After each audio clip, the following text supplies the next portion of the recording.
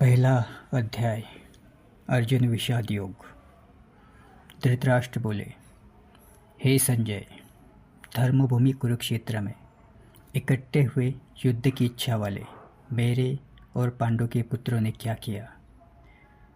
इस पर संजय बोले, उस समय राजा दुर्योधन ने व्यूह रचना युक्त पांडवों की सेना को देखकर और द्रोणाचार्य के पास जाकर यह वचन कहा, हे आचार्य, आपके बुद्धिमान शिष्य द्रुपद पुत्र धृष्टद्युम्न द्वारा व्यूहाकार खड़ी की हुई पांडु पुत्रों की इस बड़ी भारी सेना को देखिए। इस सेना में बड़े बड़े धनुष्यों वाले युद्ध में भीम और अर्जुन के समान बहुत से शूरवीर हैं, जैसे सात्यकी और विराट तथा महारथी राजा द्रुपद और दृष्टकेतु, चिकितान तथा बलवान काशीराज, पुरोजित, कुंती भोज और मनुष्यों में श्रेष्ठ शैव्य और पराक्रमी युधामन्यु तथा बलवान उत्तमौजा, सुभद्रा पुत्र अभिमन्यु और द्रौपदी के पांचों पुत्र, ये सभी महारथी हैं। हे ब्राह्मण श्रेष्ठ, हमारे पक्ष में भी जो जो प्रधान है उनको आप समझ लीजिए। आपके जानने के लिए मेरी सेना के जो जो सेनापति है उनको कहता हूँ।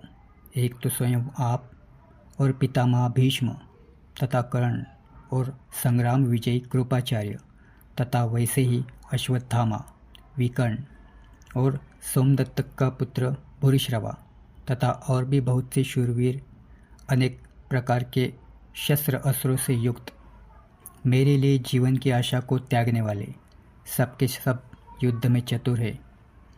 भीष्म पितामह द्वारा रक्षित हमारी यह सेना सब प्रकार से अजय है और भीम द्वारा रक्षित इन लोगों की यह सेना जीतने में सुगम है। इसलिए सब मोर्चे पर अपनी अपनी जगह स्थित रहते हुए आप लोग सबके सभी निसंदेह भीष्म पिता की ही सब ओर से रक्षा करें।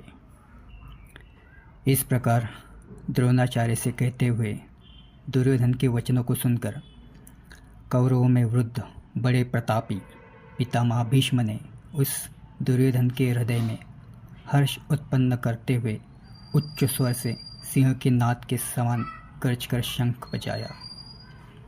इसके उपरांत शंख और नगारे तथा ढोल, मृदंग और नरसिंह आदि बाजे एक ही साथ बजे। उनका वह शब्द बड़ा भयंकर हुआ।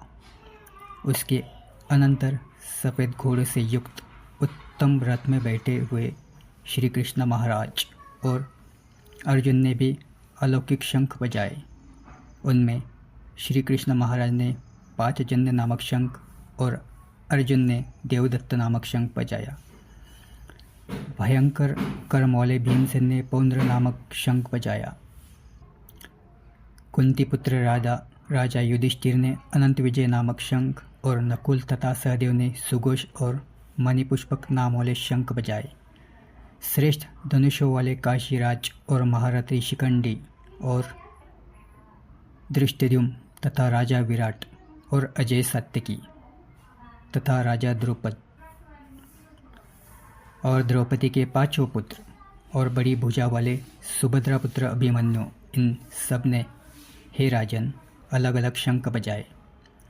और उस भयानक शब्द ने आकाश को और पृथ्वी को शब्दायमान करते हुए धृतराष्ट्र पुत्र के हृदय विदीर्ण कर दिए।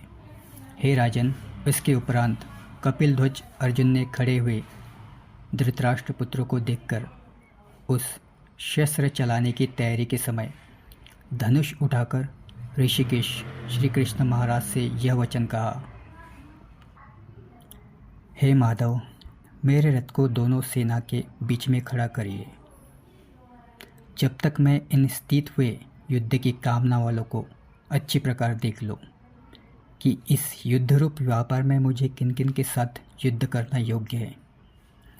दुर्बुद्धि दुर्योधन का युद्ध में कल्याण चाहने वाले जो ये राजा लोग इस सेना में आए हैं, उन युद्ध करने वालों को मैं देखूंगा। संजय बोले, हे धृतराष्ट्र, अर्जुन द्वारा इस प्रकार कहते हुए महाराज श्री कृष्णचंद्र ने दोनों सेनाओं के बीच में भीष्म और द्रोणाचार्य के सामने और संपूर्ण राजाओं के सामने उत्तम रथ को खड़ा करके ऐसा कहा कि हे पार्थ, इन इकट्ठा हुए कौरवों को देखो। इसके उपरांत प्रतापुत्र अर्जुन ने उन दोनों ही सेनाओं में स्थित हुए पिता के भाइयों को, पितामह को, आचार्यों को, मामों को, भाइयों को, पुत्रों को, पौत्रों को तथा मित्रों को, ससुरों को और सूरहृदय को भी देखा। इस प्रकार उन खड़े हुए संपूर्ण बंधुओं को देखकर वे अत्यंत करुणा से युक्त हुए कुंतीपुत्र अर्जुन शोक करते हुए यह बोले, हे कृष्ण, इस युद्ध की इच्छा वाले खड़े हुए स्वजन समुदाय को देखकर मेरे अंग शिथिल हुए जाते हैं और मेरा मुख भी सूख जाता है और मेरे शरीर में कम तथा रोमांच होता है तथा हाथ से गांडीव धनुष भी गिरता है और त्वचा भी बहुत जलती है तथा मेरा मन भी भ्रमित सा हो रहा है। इसलिए मैं खड़ा रहने के लिए भी समर्थ नहीं हूँ। हे केशव, लक्षणों को भी विपरीत देखता हूँ तथा युद्ध में अपने कुल को मारकर कल्याण भी नहीं देखता। हे कृष्ण, मैं विजय नहीं चाहता और राज्य तथा सुखों को भी नहीं चाहता। हे गोविंद, हमें राज्य से क्या प्रयोजन है अथवा भोगों से और जीवन से भी क्या प्रयोजन है, क्योंकि हमें जिनके लिए राज्य, भोग और सुख आदि इच्छित है वे सभी यह सब धन और जीवन की आशा को त्याग कर युद्ध में खड़े हैं, जो कि गुरुजन, ताऊ, चाचे, लड़के और वैसे ही दादा, मामा, ससुर, पोते, साले तथा और भी संबंधी लोग हैं। इसीलिए हे मधुसूदन, मुझे मरने पर भी अथवा तीनों लोगों के राज्य के लिए भी मैं इन सबको मारना नहीं चाहता। फिर पृथ्वी के लिए तो कहना ही क्या है। हे जनार्दन, धृतराष्ट्र के पुत्रों को मारकर भी हमें क्या प्रसन्नता होगी। इन आताताइयों को मारकर तो हमें पाप ही लगेगा। इससे हे माधव, अपने बांधव धृतराष्ट्र के पुत्रों को मारने के लिए हम लोग योग्य नहीं है, क्योंकि अपने कुटुंबों को मारकर हम कैसे सुखी होंगे। यद्यपि लोभ से भ्रष्टचित्त हुए ये लोग कुल के नाशकृत दोषों को और मित्रों के साथ विरोध करने में पाप को नहीं देखते, परंतु हे जनार्दन, कुल के नाश करने से होते हुए दोषों को जानने वाले हम लोग इस पाप से हटने के लिए क्यों नहीं विचार करना चाहिए। क्योंकि कुल के नाश होने से सनातन कुल धर्म नष्ट हो जाते हैं।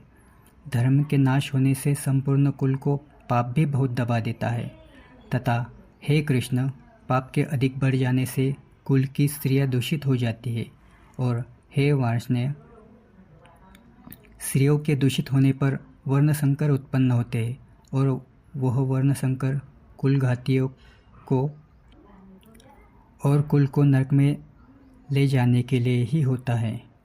लोप हुई पिंड और जल की क्रिया वाले इनके पितर लोग भी गिर जाते हैं और इन वर्ण संकर कारण दोष से कुलघातियों के सनातन कुल धर्म और जाति धर्म नष्ट हो जाते हैं तथा हे जनार्दन, नष्ट हुए कुल धर्म वाले मनुष्य का अनंत काल तक नरक में वास ही होता है, ऐसा हमने सुना है। अहो, शोक है कि हम लोग बुद्धिमान होकर भी महान पाप करने के लिए तैयार हुए, जो कि राज्य और सुख के लोभ से अपने कुल को मारने के लिए उद्यत हुए हैं। यदि मुझे शस्त्र रहित न सामना करने वालों को शस्त्रधारी धृतराष्ट्र के पुत्र रण में मारे तो वह मरना भी मेरे लिए अति कल्याणकारक होगा। संजय बोले, रणभूमि